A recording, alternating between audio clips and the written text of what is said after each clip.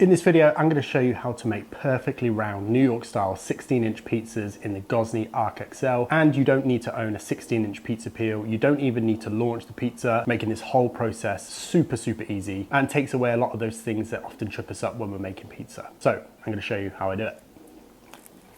So I've been making pizza almost as long as I've been making barbecue. I've just not got into it quite as much as I've got into barbecue. And my absolute favorite slice of pizza is a traditional New York slice. And I've been working on New York style sliced pizzas for a long time. So we're gonna make it up today. It's gonna be a same day dough. So we're gonna make it up this morning and eat it this evening. It's really simple and it's gonna be delicious. So we're gonna go in with some bread flour and make sure you go for the one with the highest amount of protein. I like the Marks and Spencer's extra strong bread flour. I think it's Canadian bread flour. Check that one out. 10 grams of salt or 3%. And we'll give that a little mix around, disperse the salt in amongst the flour, and then we're gonna go in with about 3 grams Diastatic malt powder. So this was a little tip that I learned from my buddy at Slice Culture Pizza, and Diastatic malt powder improves the enzyme activity. It helps the dough to rise. A lot of people say it improves the texture and structure of the dough. It can help with the browning as well, which is good for this style of pizza, and it essentially converts the carbohydrates into sugars, which is gonna help with that browning, but also help with the yeast development and flavor, which is extra useful because we're eating this in day, so we don't have days to work on our flavor development. So this is going to help us with a shortcut. And then we're going to take 212 grams of water, or 65% of the bread flour weight, and add to that roughly 1.5 grams of instant dried yeast. That a good mix around,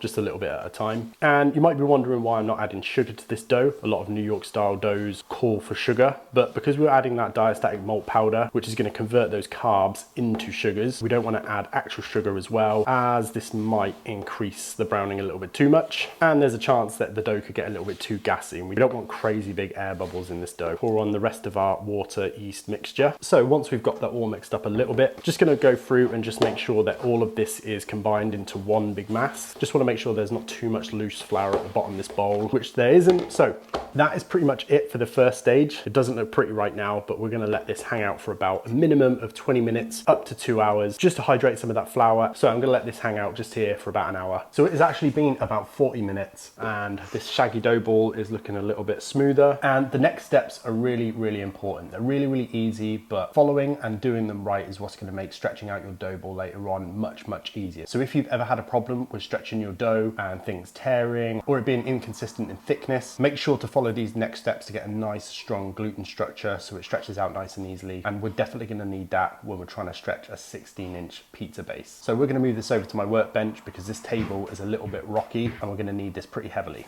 And basically we're going to need this like pretty much any kind of kneading for about 5 minutes, and we really want to stretch the dough out, tear it up, give it a good old knead. This is how I like to do it. Nice and easy, takes no skill, and we're going to do this for about 5 minutes. So after about 5 minutes of kneading, the ball is looking a little bit, well, quite a bit smoother, but it is still pretty sticky. And don't worry if you make a sticky mess at this point. It's definitely going to stick to the bench, but you can use a bench scraper just to kind of pull it under itself and create a bit of a taut ball. So that's the first stage. 5 minutes or so of mixing. Going to put that back into the bowl and come back in about half an hour. So having the right cheese for New York style pizza is one of the biggest challenges I've faced over the years of trying to make New York style pizza, and it has to be high fat, low moisture mozzarella. And this one from Arla is probably the best one that I've come across. It comes in these 2.3 kilogram blocks. You can get it from Costco, you can get it online from Amazon. It's a lot more expensive, but I'll put a link below for that. And although it might seem like a lot because it is a lot of cheese, it actually freezes really well. And you can see that this one is still actually frozen. So this is not long come out of my freezer, and all I'll do is take this, cut it up into probably about 150 gram blocks, 200 gram blocks, something like that, vacuum seal it, and I'll just pull it out every time I go to make pizza. So we'll let this defrost a little bit and then we'll cut it up and grate it. So we are back after about half an hour since we did our kneading. From here on out, we are going to be stretching and folding this dough. So we only did about 5 minutes of kneading, which typically isn't going to be enough for a nice strong gluten structure, and therefore our dough isn't going to stretch out very far before it starts to tear like it is now. And rather than spending a load of energy on kneading, I like to use the stretch and fold technique, and you do this multiple times over a period of about an hour and a half or however long it takes to get a nice stretchy dough. So to do that, we're going to pull one side of the dough out and fold it back in on itself, turn it round, do the other side, and basically get all 4 sides of this dough stretched out. Tear the dough itself, that's a good thing, and then we're just going to re-ball it up. I like to use the friction of the bench to do that until we get a nice, reasonably smooth dough ball. And as I say, we will do this every 20 minutes or so until we get to the point where we can pull our dough out and it doesn't tear like it's doing right now. So you could just knead it until you get a nice gluten structure. I like the stretch and fold technique. I find that my pizza doughs stretch out a lot better when I do it this way, and if I've got the time, this is how I'm going to do it. Back in, come back in about 20 minutes. So next up is tomato sauce. So for me, I don't like a cooked sauce, and that is to cook it before you put it on the pizza. I like a fresh sauce, and you have to start with good quality whole plum, ideally San Marzano tomatoes. And for me, as long as you go for a genuine San Marzano tomato, they're pretty much all good. Obviously the Rager ones are really good if you're here in the UK. Cento is a brand in the US which I see often used, but really I'm just going for the best price San Marzano whole plum tomatoes for making sauce. This particular brand I get from Ocado, which is Italiana Vera, and their whole plum tomatoes. Don't go for chopped because they're the worst quality. Have a shop around. I'm going to show you how I prep my tomato sauce for New York style pizza. And for a 400 gram can, I'm going to go in with 4 grams of salt, that's 1%, 2 grams or 0.5% of garlic powder, a little pinch of oregano, didn't even register, and about 4 grams of sugar. It's just going to bring an additional sweetness to the sauce, which is pretty common in a New York style slice, but it's not going to be too prominent. San Marzano tomatoes, make sure you get all that juice out. And I'll just take a stick blender, which isn't long enough to reach. I'm just going to go in and give this a blitz up. And that is going to be it for our pizza sauce. Really, really simple, really, really easy, perfectly seasoned with that 1% salt. Recipe will be below, obviously.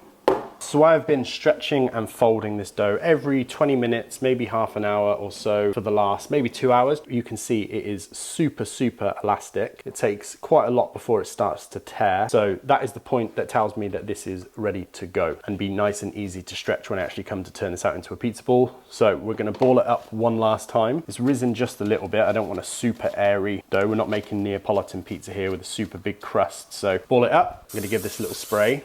And in about 4 hours, I'll be happy to turn this out into a pizza crust. And it's really, really important to note that every time you touch and play with this dough ball, it's gonna get tighter and tighter and harder to stretch out. So before you go ahead and make your pizza, give yourself a nice couple of hours in between the last time you played with it and pulled it and tugged it, because it will tighten up and it needs time to relax. So 4 hours after the last time I balled this up, I'll be ready to open this out into a pizza. But for now, it's just gonna hang out here, relax for the next couple of hours, and we'll be ready to go. So the Gozney Arc XL is fired up. We've got our dough made. It's been resting for about 4 hours now. I grated up some of that cheese that I showed you, and we've got our tomato sauce just hanging out. So all we need to do is make up a pizza. But when it comes to launching a big pizza like this, like a 15, 16-inch pizza, for those of you that have done it, you'll know that it can be a little bit tricky. And if things go wrong, that can be a big mess to clear up. And although the Arc XL does accept a 16-inch pizza, and even if you have a 16-inch peel, it can be pretty tricky to launch one into the Arc XL. So I'm going to show you a method where you don't need to launch it at all, you don't need to own a 16-inch peel, and it makes this whole process so much easier. And it's done by using one of these things. This is a pizza screen. Some of you will know what these are. Some of you may have seen them being used at places like Domino's and maybe Papa John's, places like that. And using this to build your pizza on and launching it makes everything so much easier. I started using one of these because I couldn't find a 16-inch pizza peel. So I started using it, and it just made the whole process a lot easier. And it prevents the burning of your pizza on the bottom. So you can cook with nice hot floor temperatures to get that real crispy crust, but this is going to keep the dough off the base of the oven for as long as you need it to, really. So the way we're going to do this is make up our pizza on this screen, then we're going to slide our pizza into the oven, and once the dough's set up and the base is set up a little bit, the pizza crust should be strong enough that we can just slide our pizza peel under the pizza, slide it off into the oven, get rid of this, and then we're just cooking with our pizza straight on the oven floor. That way we get the benefit of not having to launch a pizza. We can pull it out, rotate it, put it back in, making sure we get a nice even brownness all the way around the crust. It keeps the base off the bottom of the oven floor so we don't get too burnt. So we just need to make this up. Our oven is at around 370 Celsius or 700 Fahrenheit. We've got our dough that's been resting. I'm gonna get this out. And for me, the quintessential New York slice has to be a cheese slice. So that's what we're gonna make up today. We're gonna go down and just set the edge, set the crust. And I'm just trying to make sure that I'm not taking too much out the middle. I don't want to stretch the middle too much right now. Just trying to make a nice round shape. And then I'm going to go in and just stretch it out by hand. I feel like this is the easiest way to stretch a pizza.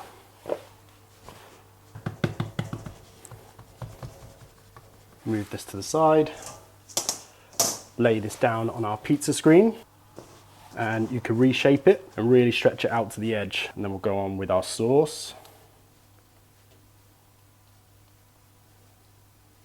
And I think this is a 4-ounce ladle. I think that's how it's sold even in the UK. And I used about 2.5 of those. I'm gonna go on with some dried oregano and then hit it with our ala shredded mozzarella. How easy is that? And I don't have to worry about getting that onto a pizza peel right now.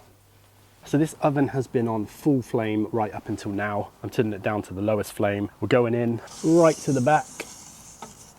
And we're just gonna be monitoring this pretty closely. And I've got myself a little tea towel here because I'm gonna use that to turn the pizza. And I'm just watching for those edges, making sure that nothing gets too brown. Turning it frequently at this point, and we're just trying to set up the base of this pizza so we can slide it off this screen in not too long. So looking at the bottom, I think is probably ready to be slid off this pizza screen. And this can go straight in now. We're gonna start crusting up the base. And I'm probably turning this every 10-15 seconds. Trying to get a nice browning all around the crust. And I think that is done. That is a good looking pizza. Really nice crust there. Now that is a good looking pizza. Let's check out that bottom. Oh yeah. Really nice crispy base on that. Super happy with how that's turned out. A little bit of a flop, but beautiful looking slice. That is a great looking New York style pizza. Oh, every single time. Yeah, that has got all the flavors you want from a New York style slice. The saltiness, the very, very, very little sweetness from the tomato sauce, just perfect. It's not sweet at all. It's not like a cheap sweet tomato sauce, but it's got a sweetness that you don't necessarily notice, but it brings out the tomatoiness of the tomatoes. Perfect salt levels, the garlic comes through, the dried oregano that went on after the sauce, all those things that just make it taste like a New York slice. Let's have a bite of this crust. Perfect. There is no one in the world that likes pizza that wouldn't love this. And that's a fact, absolute fact. You have to go garlic in the sauce, essential, has to be done. Could be a touch crispier, but for a first bake, this is perfect. There is only one thing that will make this pizza better, and that's giving it a second bake. As you know, if you've been to a New York pizzeria or any kind of good pizzeria really, they're gonna be showing off the pizzas that have already been cooked in their display cabinets. When you order a slice, they'll take a slice and they will put it back into the oven to warm it up. And the best thing about that is it re-crisps the bottom. So you get this impossibly crisp, almost cracker-like crust that you can't get when you do a single bake, in my opinion. I mean, I've tried it. So I think I might take a couple of these slices, go back outside and crisp them up. That's my preferred way to do it. They are so good. That dough has so much flavor.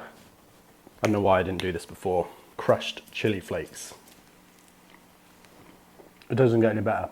If you've been struggling with the larger pizzas in this oven or any oven really, and you've made one too many mistake calzones, then get a pizza screen. Makes everything so much easier. So yeah, perfect. So I really hope you enjoyed this video. I hope you learned something. Whether you make pizza now or plan to make pizza in the future, I really hope it was somewhat inspiring. So these videos cost me a lot of money to make. So if you did like it, I'd really appreciate a comment, a like, a subscribe would be even better. It really, really does help me out and I would really appreciate it. So I think I'm gonna turn my pizza oven back on, take a few of these slices out there and crisp up the bottom and enjoy probably the rest of this pizza. I'll see you next week for another video.